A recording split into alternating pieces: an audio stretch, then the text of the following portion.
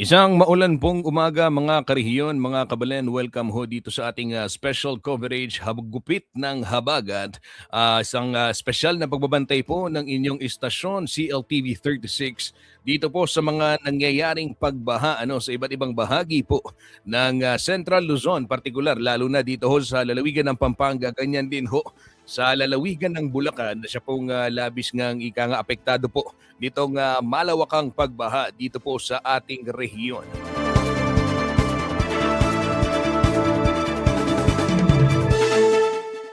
Araw ho ng Miyerkules ngayon at August 19, 2026. Marami pong nakatutok sa ating programa. Kung meron ho kayong mga suhestyon, komento, di kaya naman katanungan, ukol po dito sa ating kinahaharap na pagbaha ay pwede ho kayong mag-comment dito sa ating comment section para po mabigyang daan yan at maiparating din ho natin sa mga kinauukulan. Simulan ho natin ang talakayan. Ngayong umaga, makakasama ho natin dito sa ating programa ang hepe ng City Public Order and Safety Coordinating Office ng Siyudad San Fernando, Pampanga, si Ginoong Louie Clemente, para bigyan ho tayo ng update kaugnay naman nito hong connectivity at yung road situation o yung status ho ng mga kalsada dito ho sa kabisera ng lalawigan ng Pampanga. Isang maulang umaga, Kuyang Louie. Yes, so Sir Justin, isang maganda at maulang umaga po sa inyo at sa lahat po ng ating mga nakikinig at nanonood sa kasalukuyan. Apo. Sir, una sa lahat, kumusta? Kumusta po kayo? Kumusta ang inyong pamilya? Naway nasa mabuti ho kayong kalagayan. Ito, Sir Justin, okay naman po at ilang linggo na rin po tayo nagbabantay sa ating pong mga kalansangan dito sa City of San Fernando dahil na nga rin po sa halos magtatatlong linggo na rin ho itong habagat natin kung kaya't tayo po ay naka-monitor on a 24/7 basis po. Sir Louie, pag-usapan natin yung estado ng mga kalsada. Marami naman yung suspension ng klase, suspension ng trabaho, pero meron pa rin sa ating mga kababayan siyempre, lalo na yung mga nasa pribadong sektor, ang di maiwasan na lumabas, lalo ngayong araw, bagamat maulan, bagamat baha. So makakatulong ho yung ibibigay nating impormasyon sa kanila. Ano-ano ba yung mga kalsada na dapat iwasan dito po sa may syudad ng San Fernando, Pampanga? Yes, Sir Justin, tama po kayo. Sa kasalukuyan po, tayo po ay nagbabantay po ng ating po mga major thoroughfares po upang mabigyan naman po ng guidance. Ito pong ating pong mga mananakay, yung ating pong mga commuter na talagang hindi po pwedeng magpaliban ng kanilang mga gagawin sa araw na ito. So sa siyudad po ng San Fernando, may mga ilang daan po tayo na sa kasalukuyan po ay di na po pwedeng daanan po ng mga light vehicles. Okay. Unang-una na po yung pong ginagawa ng DPWH dito po sa may from San Nicolas, Papolibas hanggang dyan po sa may Santo Tomas. Meron pong road rehabilitation diyan. Unfortunately, yun nga po, nadatnan po siya ng habagat kung kaya't yung po kanyang dalawang outermost lane na hindi po talaga po pwedeng daanan ng mga light vehicle. Pero kung kayo po ay SUV o kaya mga truck ay po pwede naman po. Yung pong ating sa may Kabaleanan naman po sa city proper, sa kasalukuyan po dahil gawa nga po ng naging madalas yung pag-ulan kaninang madaling araw, meron na rin po tayong naranasang pagbaha dyan. Mula po dyan sa may likuran po ng isang mall. Pero generally po, pwede pong daanan yan ng lahat ng klase ng sasakyan. Light and heavy vehicle, pwede po. Yun naman pong sa may ponduan ho natin, yung sa may, dito po sa may San Jose, yan po ay pwede rin nalang daanan po ng mga heavy vehicle at hindi na ho namin ina-advise na daanan pa yan ng mga light vehicle. Sir Justin, sa kasalukuyan sa city proper, meron po tayong ginagawang diversion dahil nga po yung isang artery dyan, yung nga pong sa may ponduan na hindi po talaga pwedeng daanan ng mga light vehicles. So kaya meron po tayong ginagawang diversion dyan sa may crossing po ng San Jose, papunta dyan sa may Chancery. Yung pong ating bypass na ginagamit sa may Greenville subdivision, definitely po hindi na po pwedeng daanan yan. Both heavy and light vehicle. Yung sa may Kelis Junction po natin, dito po sa may San Juan, going po ng Hirosol, bagamat may tubig, may flooding po dyan, pero po pwede pa naman pong daanan. At yung pong medyo masaselan na nakasidan, magdadalawang isip po dyan.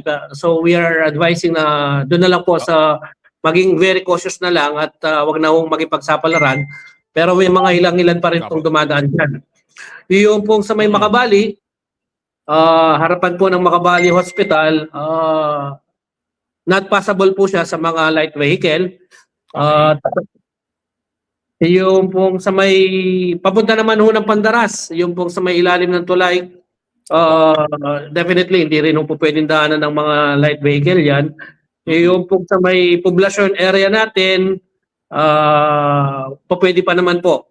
Meron ho tayo dito sa may Jasa, Sir Justin, mula po dyan sa may SNR, papunta ho dito sa may Green City. Meron ho tayong kakunting pagbaha dyan, flash flood, pero pwede naman po siyang daanan ng light vehicle at heavy vehicle. Ganon din po dito sa may Dolores Business District, dyan sa may Vista Rica.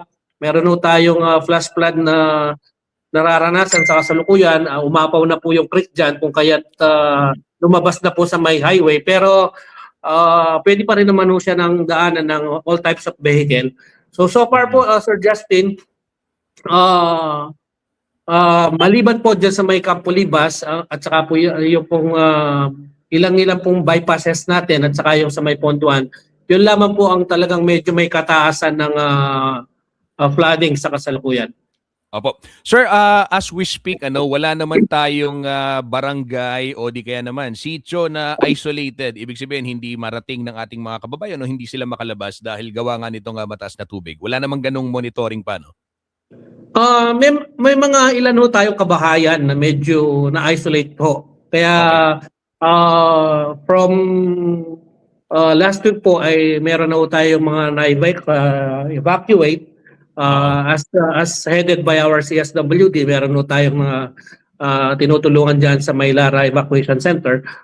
Pero ang usually ho kasi pag talagang tagulan, habagat, ang talagang vulnerable ho dyan sa parting or bahagi po ng ating syudad ay yung pong sa may San Pedro Cotod.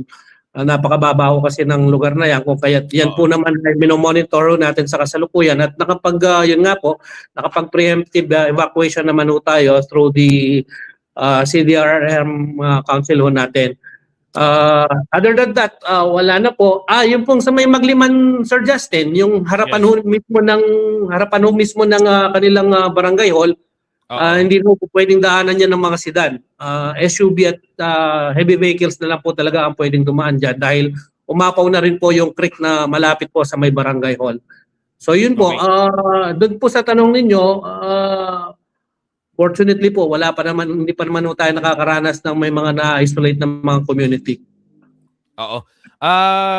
Sir Louie, tanong ko lang, kasi kahapon, Martes, nandyan ako sa may Jose Abad Santos Avenue sa aming opisina at walang baha eh. Wala nang baha, no? Tapos ngayon, eto, maraming magtatanong, of course, we felt yung magdamag na pag-ulan, no? Yung buhos ng ulan.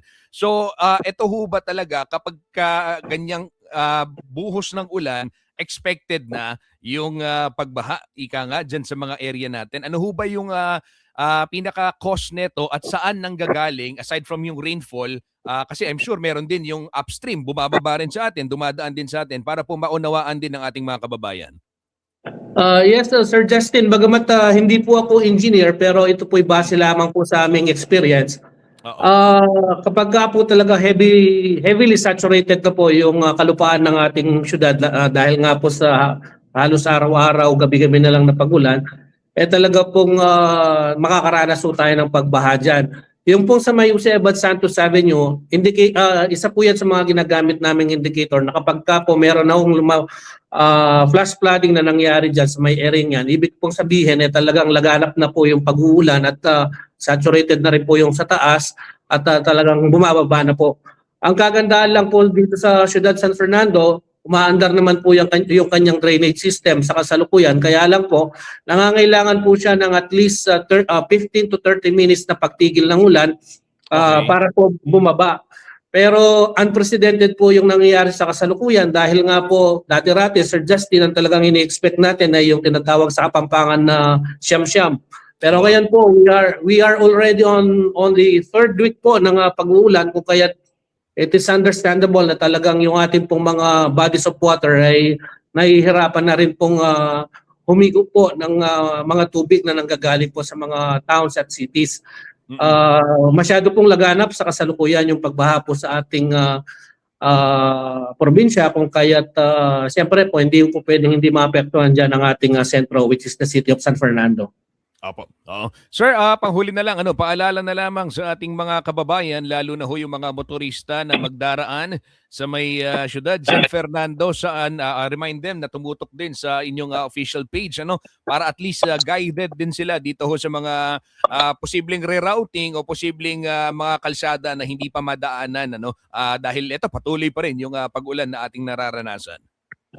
Yes po. Sa ating pong mga kasyudad at saka po yung pong ating pong mga karatig na towns na pupunta po dito sa San Fernando, ang aming pong panawagan sa inyo ay tumutok lamang po sa aming pong Facebook page, sa ating pong CDRRMO advisory na ginagawa po nila in real time on a regular basis, at saka po sa inyo po, sa ating pong mga partners in governance na mga media, upang bigyan po kayo ng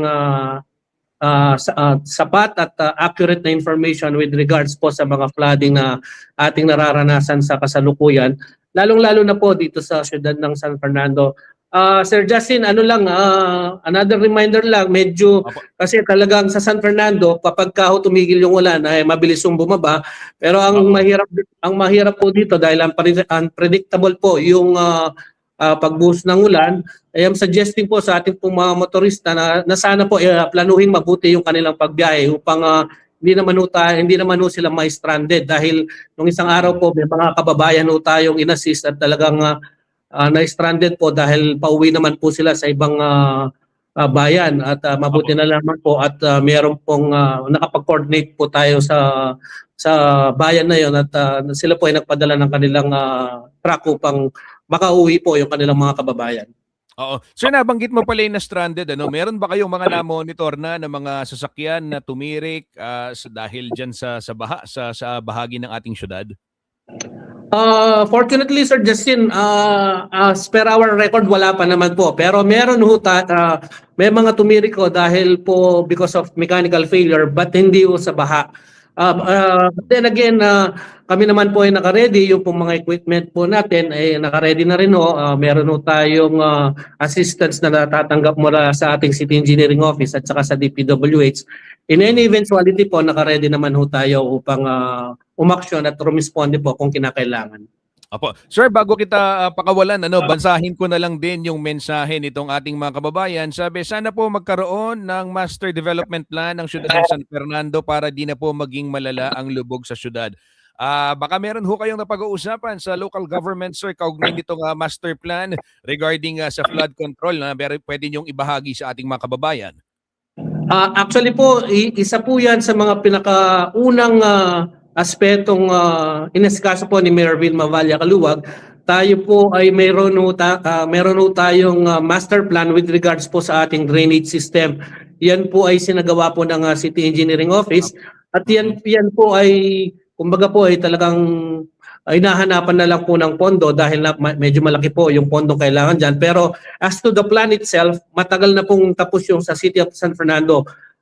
Actually po, Sir Justin, na-validate na yan na kailangan talaga nating ayusin yung ating mga drainage system. Kung inyo pong mapapansin, yung ating RGB sakop, dahil yan po ay na-rehabilitate, na-upgrade po yung kanyang drainage system dyan.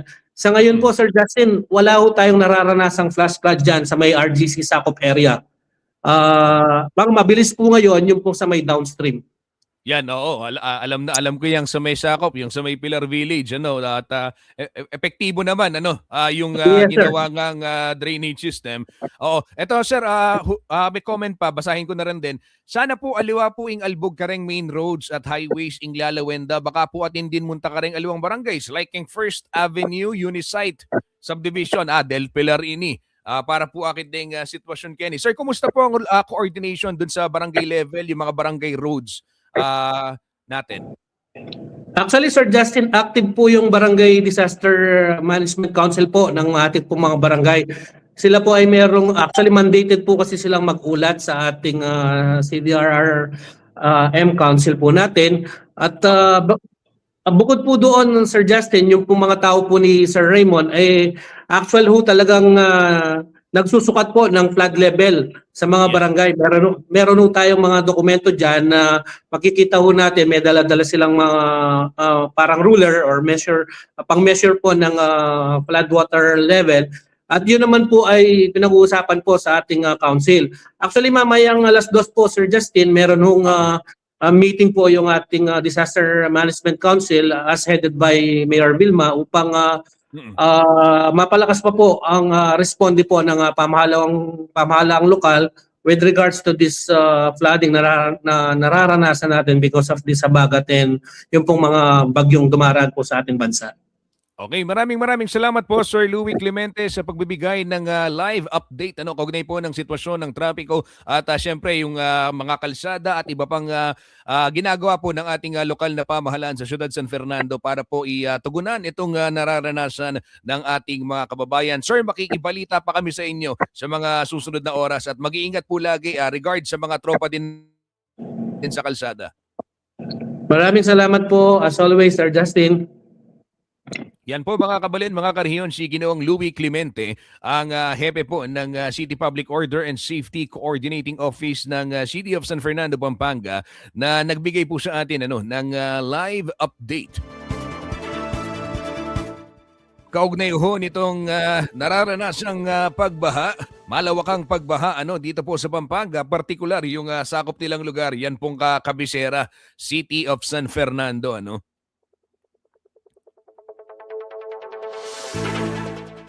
Tuloy-tuloy po tayo sa ating pangangalap ng balita. Ngayon naman makakausap natin live mula po sa field si Kabayan Art Consuelo na nangangalap din ng mga impormasyon para po sa ating mga kababayan. Isang maulang umaga, Kabayan Art, at saan ang location mo ngayon? Kumusta ang sitwasyon dyan?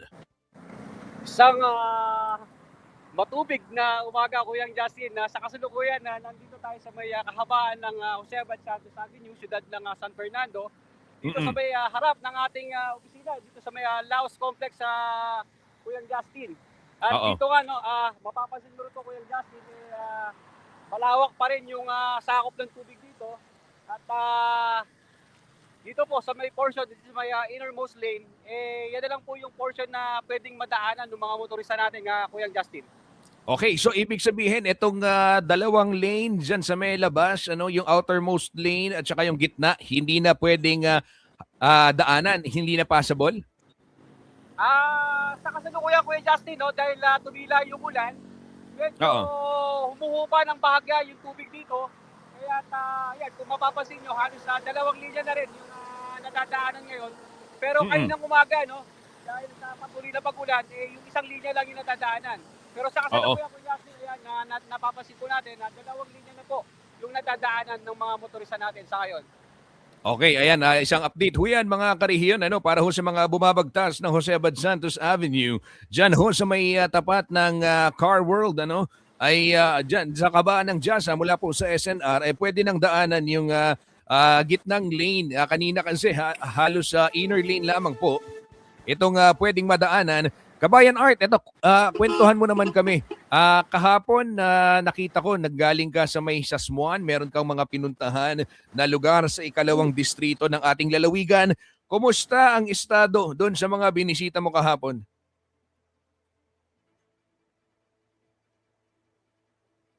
Ayan, nawala si Kabayan Art. Ayan, nawala.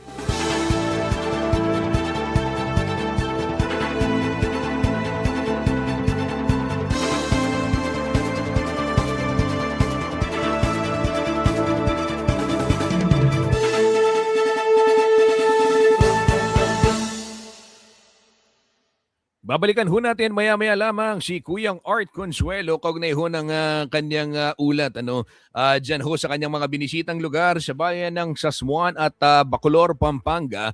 Ito ho latest update sa ating mga kababayan na nagdaraan po diyan sa may Jose Abad Santos Avenue. Pwede na pong daanan yung middle lane and yung of course yung innermost lane kasi kaninang umaga yung innermost lane lamang yung pupwedeng daanan gawa nga ho nitong baha na dulot naman ng magdamag na pag-uulan.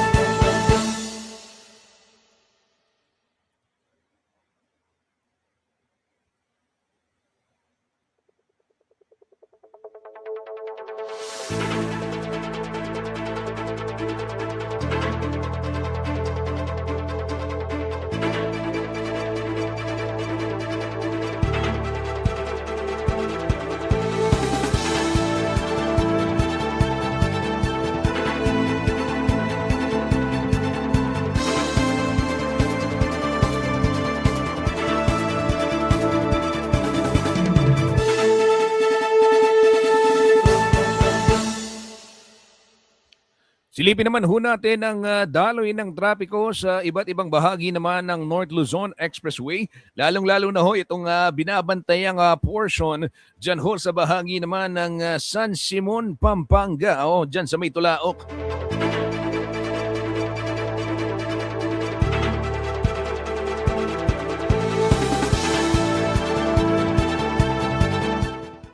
Batay na rin ho sa update ng NLEX Corporation. Ito, motorist advisory as of 10 o'clock ng umaga ngayon pong araw ng Miyerkules, August 19, ay ito pong Tulaok ay passable sa lahat ng klase ng sasakyan.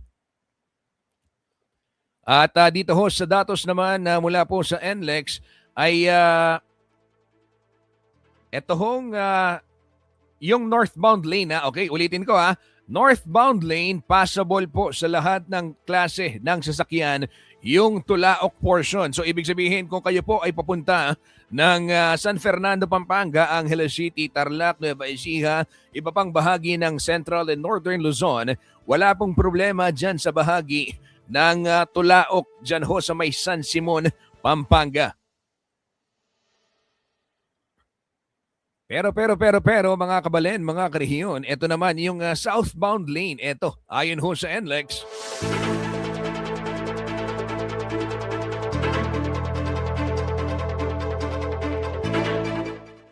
Batay ho sa anunsyo nitong NLEX Corporation sa kanila pong advisory na inilabas ngayong Miyerkules alas 10 ng umaga, ito pong bahagi ng Tulaok, yung rightmost lane, dyan ho sa may southbound portion o yung patungo po ng Metro Manila. Kung kayo po ay nanggagaling naman ng Central Luzon at dito sa Pampanga, patungo po ng Maynila.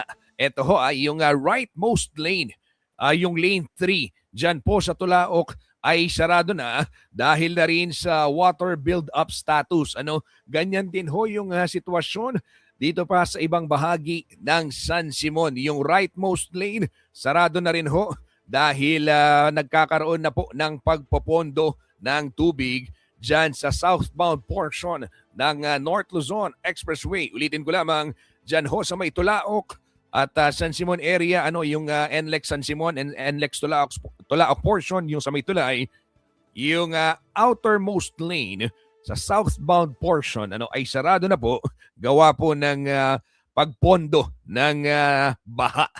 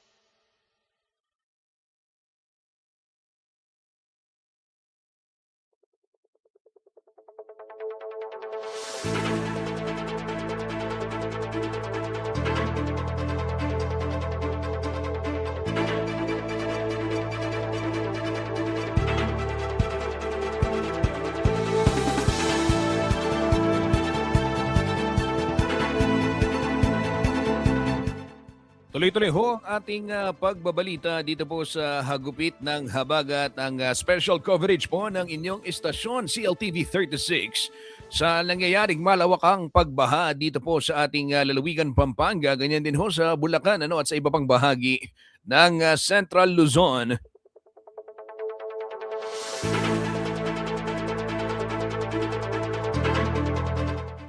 Ito ho mga karehiyon, may handog pong libreng pagkain. Ito pong mga ambulant vendor ng Central Luzon State University para po sa mga mag-aaral ng pamantasan. Karamihan po sa mga estudyante ay nananatili ho sa kanilang mga dormitoryo sa gitna po ng masamang panahon. Samantala, kanselado po ang face-to-face classes sa lahat po ng antas ng mga paaralan sa Nueva Ecija. Bunsod pa rin ng patuloy na pag-uulan.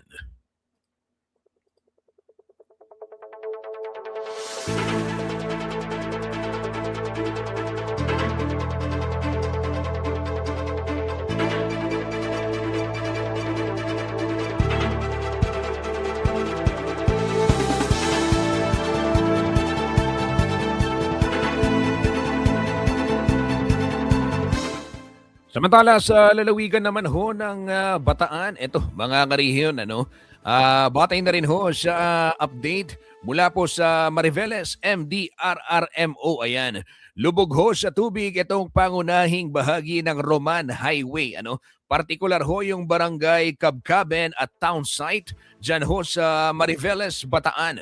Ngayon pong Miyerkules ng umaga, August 19. At pinapayuhan po ng lokal na pamahalaan ng mga motorista, lalong-lalo na ho yung mga may light vehicles, na mag-ingat at iwasang dumaan sa mga bahaging mataas ang tubig. Sa kasalukuyan, ho'y patuloy na minomonitor ng MDRRMO dyan ho sa Mariveles ang nasabing highway.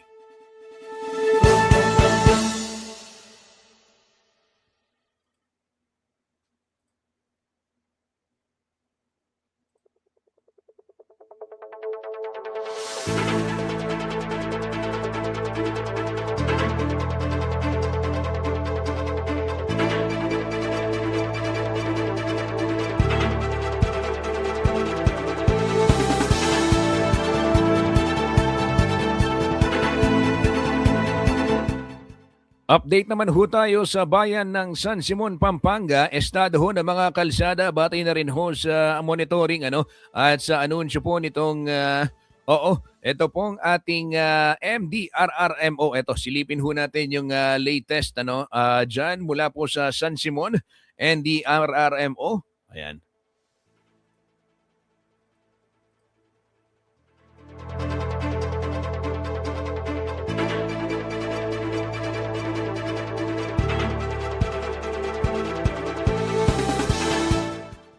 Batay po sa available data, ito hong mga kalsada, ito pong Manabac Road ay passable, bagamat meron hong 5 to 8 inches na water level.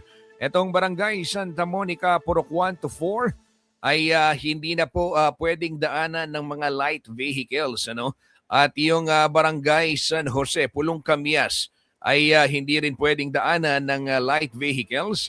Ganyan din ho sa may San Agustin, CDCP Caltex, Quezon Road sa harap po ng Global One to Golden Sun. Hindi rin pwedeng daanan ng mga kahit anong sasakyan. Not passable. At ito pong Galang Road dyan ho sa may Casa Jamila ay hindi rin ho passable para ho sa mga light vehicles. Paalala po ng MDRRMO sa lahat ng mga motorista, ingat ho sa pagmamaneho, lalo na sa mga lugar na baha at hindi maayos ang kondisyon ng kalsada.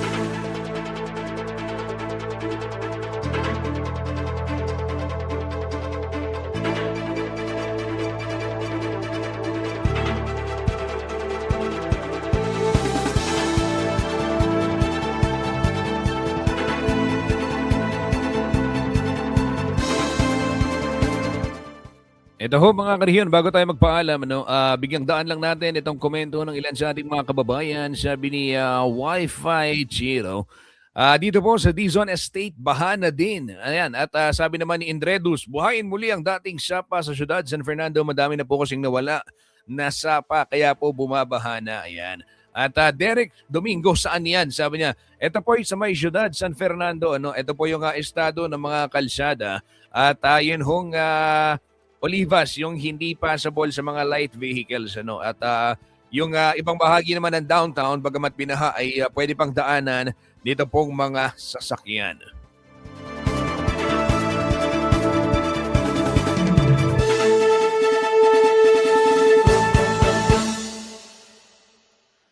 Manatili pong nakatutok dito po sa CLTV 36 para po sa iba't ibang update kaugnay ho nitong habagat at malawakang pagbaha na nararanasan po natin dito po sa ating lalawigan, Pampanga at sa iba pang bahagi pa ng Central Luzon. Para ho sa mga mas marami pang impormasyon, mag-subscribe na kayo sa ating iba't ibang social media pages at CLTV36 Official and at CLTV36 News sa Facebook. Ganyan din ho sa ating YouTube channel at CLTV36 Official. Bago tayo magpaalam, ito ho mga karehiyon, gusto ko lang banggitin. Ayan. Ito ho ang ating, alam naman ho natin yung ating nararanasan ngayon at yung issue na matagal na nating inaantay kung ano yung magiging resolusyon, di ba? Ito pong flood control. Gusto ko lang ipaalala na ito hong lalawigan ng Pampanga, batay na rin ho sa Sumbong sa Pangulo website, ay meron hong 293 na bilang po ng flood control projects. At batay na rin ho sa datos mula po sa Sumbong sa Pangulo ay aabot po ng 14.5 billion pesos. Ulitin ko lamang 14.5 billion pesos po na pondo ang inilaan ng pamahalaan para po sa 293 flood control project dito po sa lalawigan ng Pampanga.